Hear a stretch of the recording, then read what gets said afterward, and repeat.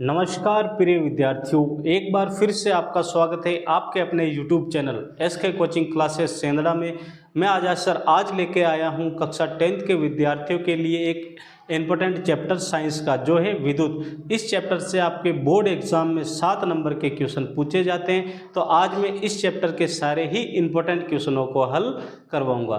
तो चलो बच्चों, करते हैं इस चैप्टर के सारे ही इम्पोर्टेंट क्वेश्चनों को हल। पहला क्वेश्चन है हमारे पास, ओम मीटर। क्या दे रखा है? ओम मीटर निम्नलिखित में से राशि का मात्रक है, यानी ओम मीटर किसका मात्रक है? तो इसका राइट आंसर आ जाएगा हमारे पास किसका? प्रतिरोधकता का। किसका? प्रतिरोधकता का। इसमें देखो 3 ऑप्शन और दिख रहे हैं हमारे पास। धारा का मात्रक होता है हमारे पास एम्पियर। क्या होता है? एम्पियर। विभवांतर का जो मात्रक होता है वो होता है हमारे पास वोल्ट। क्या होता है? वोल्ट। और प्रतिरोध, आपको पता ही है, प्रतिरोध का मात्रक होता है हमारे पास ओम। क्या होता है? ओम। तो इसका राइट आंसर हमारे पास क्या निकला? बी। लेते हैं क्वेश्चन नंबर नेक्स्ट।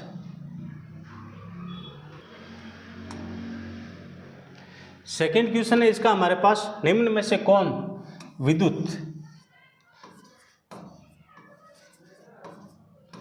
विद्युत का सुचालक है? आपको विद्युत के चालक और सुचालक ये आपको पता होना चाहिए। जिसमें विद्युत आसानी से प्रवाहित हो जाए वो तो है विद्युत के सुचालक, और जिसमें विद्युत आसानी से प्रवाहित नहीं हो वो है विद्युत के कुचालक। तो इसमें आपको क्या बताना है? इसमें बताना आपको सुचालक। अब देखो इसमें ऑप्शन है सल्फर, ग्रेफाइट, प्लास्टिक और आयोडीन। तो इसका राइट आंसर हो जाएगा हमारे पास बी। क्या हो जाएगा? बी। ग्रेफाइट और हीरा। ये तो क्या है हमारे पास? विद्युत के सुचालक। और प्लास्टिक, आयोडीन, सल्फर ये हमारे पास क्या है? विद्युत के कुचालक। लेते हैं बच्चों क्वेश्चन नंबर नेक्स्ट। लो, क्वेश्चन नंबर 3 है हमारे पास विद्युत। क्या है यहाँ पे? विद्युत। क्या है? विद्युत बल्ब, जो आप घरों में जो बल्ब आप यूज करते हो, ठीक है, उस बल्ब का तंतु यानी जो अंदर होता है तंतु किस धातु का बना होता है? यानी जो विद्युत का जो तंतु होता है वो किस धातु का बना होता है, यानी उसका फिलामेंट किस धातु का बना होता है? तो इसका भी ऑप्शन राइट हो जाएगा बी। किसका बना होता है? टंगस्टन का। किसका? टंगस्टन का। और इस टंगस्टन का जो गलनांक बिंदु होता है वो होता है 3380 डिग्री सेंटीग्रेड। नेक्स्ट प्रश्न है हमारे पास, विभवांतर मापने वाले यंत्र को कहते हैं, यानी जो विभवांतर है उसको मापने वाले यंत्र को हम क्या कहते हैं? तो इसका राइट आंसर आ जाएगा हमारे पास सी। क्या आ जाएगा? सी। Volt meter. ठीक है, इसमें ऑप्शन और दे रखा है अमीटर। ये अमीटर जो विद्युत धारा होती है, इसका उपयोग विद्युत धारा को मापने में भी किया जाता है। धारा को मापने में, और इसका जो मान होता है, ठीक है, वो हमेशा क्या होता है? शून्य। क्या होता है? शून्य होता है। हमेशा ही इसका क्या होगा? प्रतिरोध हमेशा ही शून्य होगा। वोल्ट मीटर, इससे हम क्या नापते हैं? विभवांतर मापने की इकाई है। और वोल्ट मीटर, इससे हम वोल्ट भी नापते हैं। क्या नापते हैं? वोल्ट। ठीक है बच्चों, लेते हैं क्वेश्चन नंबर नेक्स्ट। लो, ये आ गया हमारे पास क्वेश्चन नंबर नेक्स्ट। यहाँ पे विद्युत आवेश का एसआई मात्रक होता है, यानी जो विद्युत में जो आवेश होता है उसका एसआई मात्रक क्या होता है वो आपको बताना है। तो विद्युत आवेश का जो एसआई मात्रक होता है वो होता है कूलाम। तो इसका राइट आंसर क्या आ जाएगा? ए। इसका आंसर होगा कूलाम। और जो कूलाम में जो इलेक्ट्रॉनों की संख्या होती है वो होती है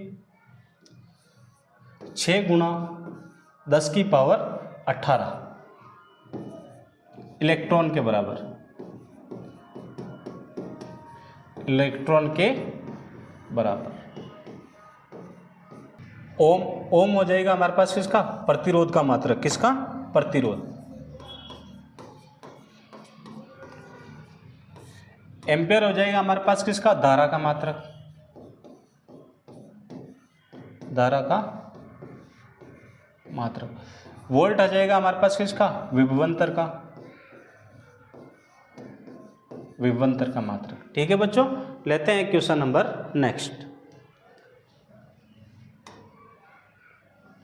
नेक्स्ट क्वेश्चन है हमारे पास, लंबाई बढ़ने से तार का प्रतिरोध बढ़ता है या कम होता है, बढ़ता है या कम होता है। हमें पता है जैसे ही हम अगर कोई तार है, अगर इसमें अगर हम तार की अगर लंबाई में वृद्धि करते हैं, क्या करते हैं, वृद्धि करते हैं, तो हमेशा ही प्रतिरोध क्या होगा, बढ़ता है। अगर हम तार की लंबाई में कमी करते हैं तो प्रतिरोध में हमेशा ही क्या होगी, कमी होगी। अगला प्रश्न है, बिल्कुल इजी प्रश्न है, जो आपके आम जीवन में भी आपको प्रभावित किया होगा और आपने देखा होगा।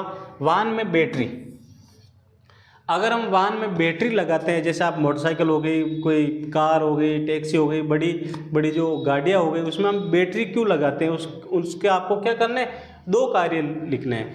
एक तो पहली, अगर हम गाड़ी को स्टार्ट करना हो, कोई भी मोटर वाहन है, अगर उसको स्टार्ट करने के लिए किसमें बैटरी की आवश्यकता होती है। और सेकंड, इसमें क्या हो जाएगा, सेकंड, बैटरी वाहन के लिए विद्युत क्या करती है, वाहन के लिए विद्युत प्रदान करती है, जिससे कि उसका हॉर्न चल सके, उसमें जो लाइटें लगी हो वो चल सके। तो इसके दो कारण हो जाएंगे वाहन के इंजन को चालू करने के लिए। पहला मुख्य कारण तो क्या है, इंजन को स्टार्ट करने के लिए, और दूसरा इसका कार्य हो जाएगा, बैटरी वाहन के लिए विद्युत प्रदान करती है, जिससे वाहन के विभिन्न दीपीय, इसका मतलब हो जाएगा क्या, यहाँ पे बल्ब, बल्ब एवं हॉर्न, जो गाड़ी मोटर में जो हॉर्न लगे हुए होते हैं, उसको हॉर्न आदि कार्य करने में सक्षम होते हैं। ये हो गए हमारे पास बैटरी के दो कार्य। नेक्स्ट क्वेश्चन है हमारे पास, 2 ओम, कितना दे रखा है, 2 ओम, 3 ओम, 6 ओम, 2 ओम, 3 ओम, 6 ओम। यहाँ पे मिसप्रिंट है, इसको आप काट देना। तीनों प्रतिरोधों को किस प्रकार संयोजित, यानी जो तीनों ही प्रतिरोध है, इसको आपको किस प्रकार संयोजित किया जाए कि कुल प्रतिरोध कितना, 1 ओम, कितना, 1 ओम। तो हम इसे क्या करते हैं, समांतर क्रम में संयोजित करते हैं। कौन से क्रम में, समांतर क्रम। तीनों प्रतिरोधों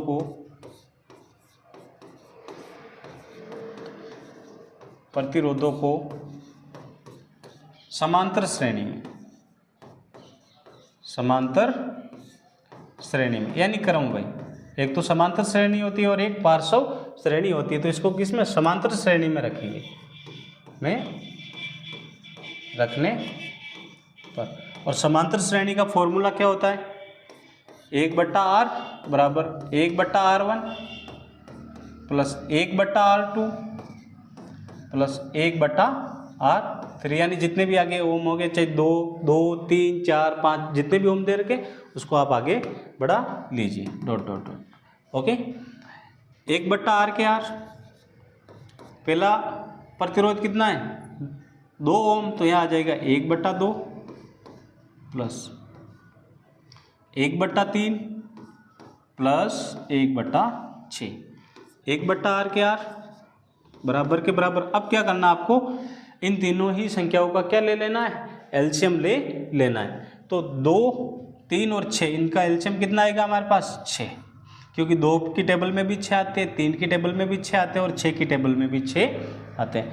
अब देखो 2 की टेबल में हम कितनी बार बोलेंगे, 6 आ जाए, यानी 2 के बारे में 6 कितनी बार आते हैं, 2 एकम 2, 2 दूना 4, 2 तिया 6, 3 बार। 3 को अगर हम 1 से गुणा करेंगे तो हमारे पास कितना आएंगे, 3 प्लस के प्लस, 3 की टेबल में 6, 3 एकम 3, 3 दूना 6, 2 बार। अगर हम 2 को 1 से गुणा करेंगे तो 2, 6 की टेबल में 6 एक बार, अगर हम 1 को 1 से गुणा करेंगे तो 1, 1/r बराबर, सबको जोड़ो, 3 2 5, 5 और 1 6, तो यहाँ पे आ जाएगा हमारे पास 6/6। 6 की टेबल में 6 आते हैं कितनी बार, 1 बार, तो 1/r बराबर आ जाएगा कितना, 1। अब देखो 1 के नीचे कुछ नहीं तो हम 1 लगाते हैं और फिर क्रॉस मल्टीप्लाई करते हैं, इसके नीचे कुछ नहीं तो 1, इसको इससे गुणा और इसको इससे। अगर आप 1 को R से गुणा करेंगे तो R, 1 को 1 से गुणा किया 1, तो ये आ गया हमारे पास 1 ओम। ओके बच्चों, इसका आंसर क्या है हमारे पास 1 ओम।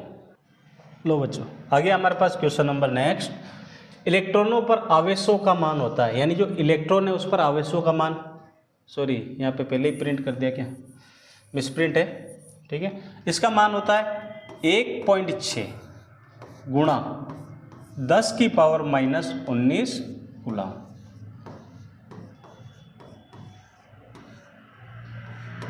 ओके, इलेक्ट्रॉनों पर आवेशों का मान कितना होगा?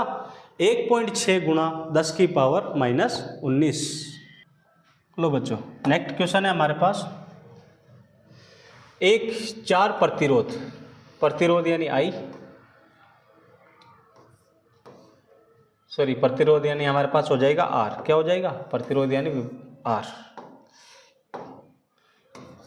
R कितना हमारे पास? 4 ओम। 4 ओम में 10 एम्पियर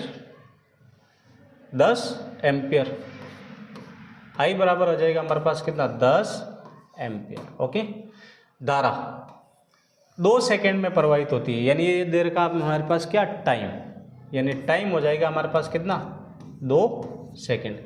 करने पर उत्पन्न ऊष्मा की मात्रा ज्ञात कीजिए। क्या निकालनी है आपको? ऊष्मा की मात्रा। हम ऊष्मा को मान लेते हैं H, हीट यानी एनर्जी। ओके, H का मान आपको निकालना है, तो इसमें H का फॉर्मूला हो जाएगा हमारे पास I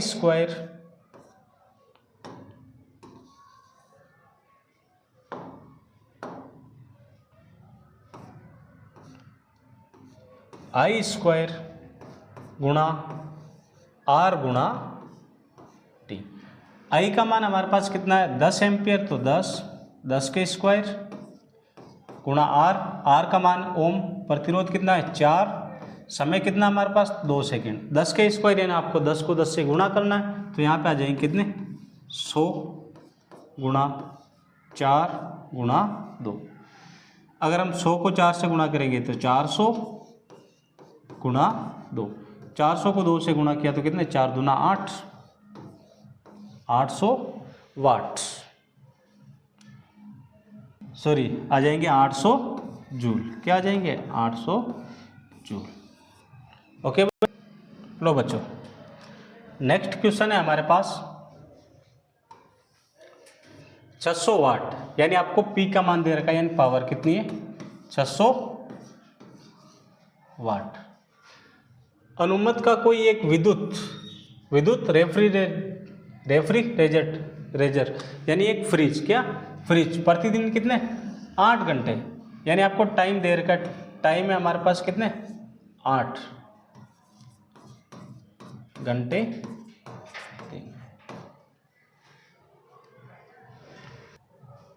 टाइम है हमारे पास 8 घंटे दिन के, ठीक है। उसके बाद आगे दे रखा है हमारे पास 4.00 रुपये, यानी आपको प्रति किलोवाट, यानी 1 किलोवाट का हमारे पास पैसा दे रखा है, 1 किलोवाट हॉर्स का कितना?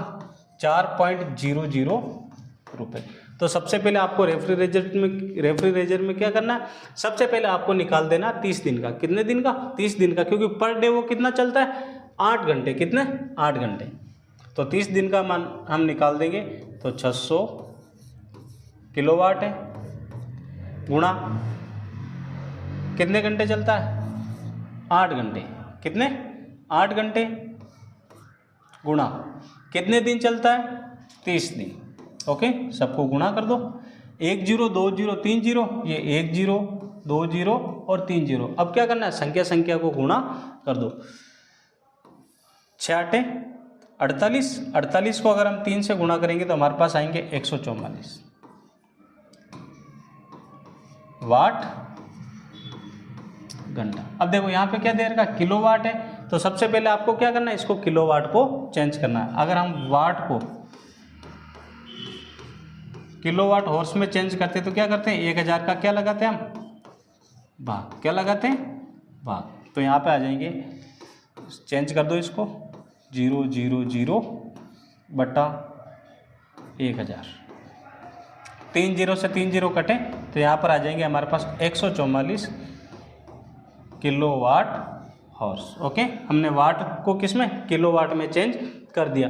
अब देखो क्वेश्चन में कितना, 4 रुपये 4.0 रुपये प्रति किलोवाट की दर से, यानी यहाँ पे आपको रुपए में निकालना है तो 4.00 रुपये प्रति किलोवाट हॉर्स की दर से निकालना है।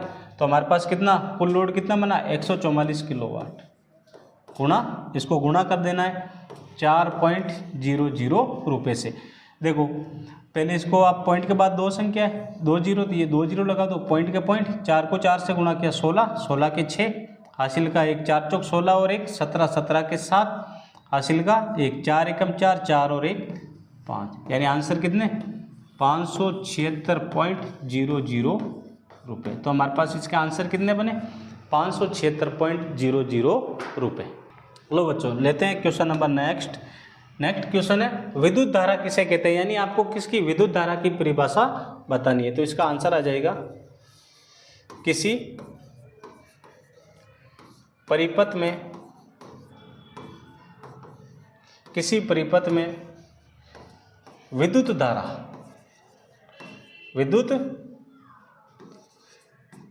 धारा के प्रवाह क्षेत्र को, प्रवाह यानी बहना, प्रवाह क्षेत्र को